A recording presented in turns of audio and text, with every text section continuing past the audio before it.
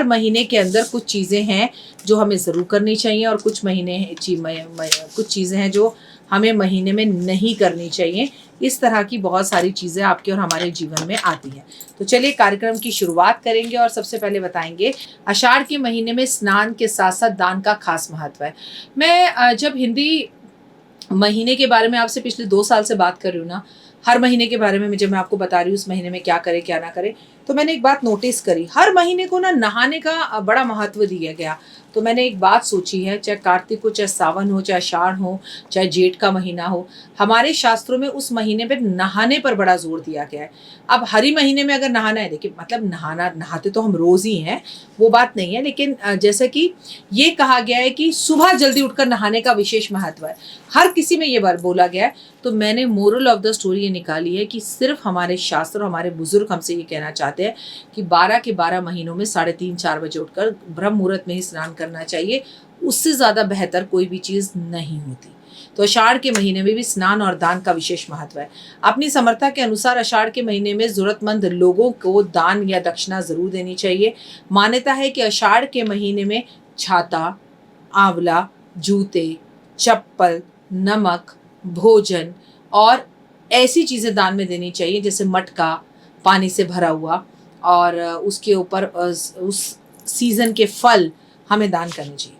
कहते हैं कि ऐसा करने से भगवान विष्णु की असीम कृपा आप पर होती है और अगर आपका भाग्य सोया हुआ है तो आपके भाग्य का उदय हो जाता है, भाग्य चमकने लगता है और ज़िंदगी में आषाढ़ का महीना हो, जेठ का महीना हो, सावन का महीना हो, कार्तिक का महीना हो, कोई भी महीना हो, मैं ज़िंदगी में आपको एक बात बताऊंगी, अगर आप अपनी कमाई में से कुछ हिस्सा दान नहीं करते तो आप ये बहुत गलत करते हैं।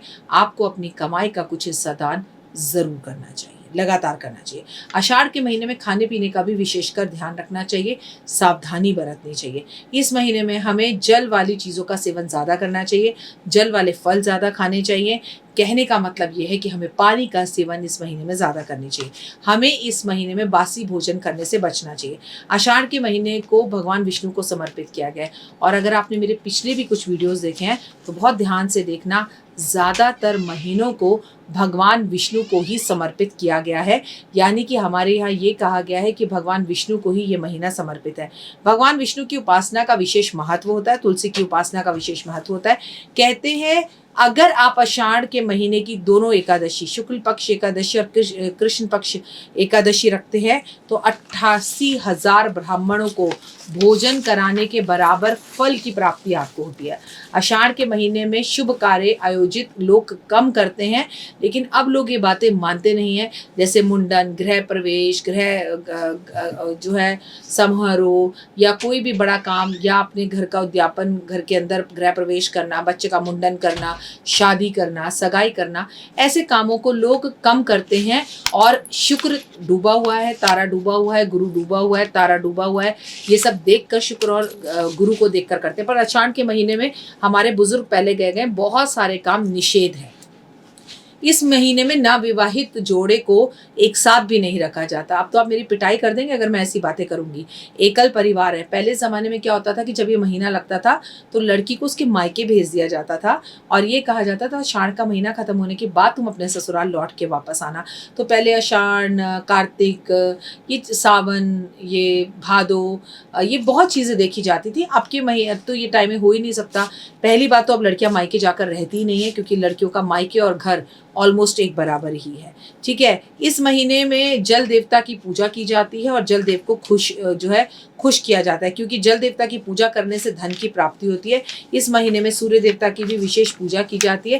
कहते हैं इस महीने में सूर्य देव को जल चढ़ाने से सूर्य देवता बेहद खुश होते हैं। इस महीने को किसानों के लिए विशेषकर कहा गया है कि किसानों के लिए बेहद खास है। स्वच्छ जल ज़रूर पिए, स्वच्छ जल को बांटें और आप जल की छबील लगाएं और ज़रूरतमंद लोगों में जल बांटें। काम पूर्ति का महीना है ये। अगर आपकी कोई भी कामना पूर्ति नहीं हो रही तो विष्णु भगवान की विशेष पूजा कर विष्णु सहस्त्र नाम का पाठ कर विष्णु पर पीले फूल अर्पण कर पीला पीला आम भगवान को खिलाकर आप अपनी मनोकामनाओं को पूर्ण कर सकते हैं। पूर्णिमा का गुरु पूर्णिमा इसी माह में होती है, इसलिए अपने गुरु को भी इसी महीने में हमें मनाना चाहिए और गुरु पूर्णिमा पर अपने गुरु को प्रणाम जरूर करना चाहिए। आषाढ़ के महीने में भगवान विष्णु की पूजा, आराधना, अर्चना करने से ना केवल धन की प्राप्ति होती है अपितु मैं आपको बता बता दूं कि आपको संतान की प्राप्ति भी होती है। आषाढ़ के महीने में मथुरा वृंदावन के दर्शन ज़रूर करने चाहिए। आषाढ़ के महीने में आपको पीले वस्त्र ज़्यादा पहनने चाहिए। आषाढ़ के महीने में आपको तुलसी पर दीपक ज़रूर जलाना चाहिए।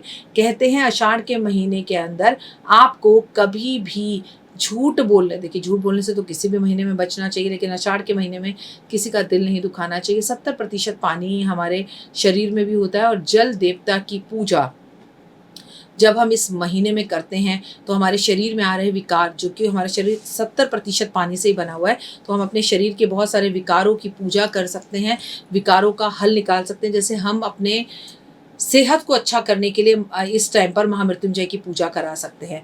काले नीले कपड़ों को पहनने से इस वक्त बचना चाहिए, झूठ बोलने से बचना चाहिए, किसी का अपमान करने से बचना चाहिए, जल की बर्बादी करने से बचना चाहिए, जल के स्रोत लगाने चाहिए। कहीं पर कुआं बनवा दो, कहीं पर नदी तालाब में किसी ब्राह्मण को स्नान करवा दो, या नदी में खड़े होकर आप जो है पितरों का तर्पण छोड़ दीजिए, वो बेहद शुभ होगा। नदियों के किनारे पर इस महीने में दीपक जलाने से भी आपको विशेषकर महत्व होगा। तो देख ली वीडियो, कैसी लगी, पसंद आई? चलिए, हो सकता है किसी को पसंद ना भी आई हो, लेकिन अगर हृदय से आप इन उपायों को करेंगे तो आपका फायदा जरूर होगा। बहुत मेहनत करते हैं हम ये वीडियो बनाने के लिए, और मैं ही नहीं, सब। तो अगर अभी तक आपने मेरे चैनल को लाइक, सब्सक्राइब, शेयर नहीं किया, जरूर कर लें। अगर आपको किसी भी तरह की कोई जानकारी चाहिए या आप चाहते हैं आपकी बताई हुई वीडियोस मैं बनाऊं, तो आप यकीन मानिए हमारे नंबर आपको सारे वॉलपेपर पर दिखाई देंगे। इन सब नंबरों पर आप हमें तुरंत कॉल करें, और कॉल कर आप हमें मैसेज करें, व्हाट्सअप करें कि क्या वो विषय है जिस पर मैं आगे वीडियो बनाऊं। आप जो विषय मुझे देंगे उस पर मैं वीडियो बनाऊंगी। और हाँ, रुकिए, जाइए मत। आप में से बहुत से लोग मेरी इन वीडियो को रोज देख रहे हैं, लेकिन चैनल सब्सक्राइब नहीं कर रहे हैं, और उससे भी ज्यादा प्रॉब्लम है कि आप मुझे अलग अलग चैनल्स पर देख रहे हैं। मेरा असली चैनल यही है, सिर्फ यही डॉक्टर वाई राखी एस्ट्रोलॉजर चैनल पर ही मुझे देखिए, और कहीं नहीं। ये मेरी आपसे रिक्वेस्ट है। जय माता दी। जीवन में है समस्या, नहीं मिल रहा तकलीफों से छुटकारा, नहीं मिल रही मनचाही नौकरी, टूट गया है विश्वास, सांस से आपकी बिल्कुल नहीं बनती, और खत्म हो गई है आस, भगवान से आपका विश्वास उठ चुका है। टैरो के 78 कार्ड खोलेंगे भविष्य का राज। सरकारी नौकरी से हैं आप कोसों दूर, कुंडली जगाएगी कुंडली जागरण, कुंडली बताएगी आपका भविष्य। ऊपर से ये जादुई हवाएं, ऊपरी हवाएं, जादू टोना तंत्र विद्याएं, पति पत्नी और वो, करना होगा खुद पर विश्वास। दीजिए मुझे भी एक मौका, अपनी कुंडली दिखाइए, टैरो कराइए, लेकिन अपनी जिंदगी को जल्द बदलवाइए। मैं हूं डॉक्टर वाई राखी। आप मुझसे बात कीजिए, फ़ोन कीजिए, अपॉइंटमेंट लीजिए, आपकी ज़िंदगी के अंदर आएगा ज़बरदस्त बदलाव।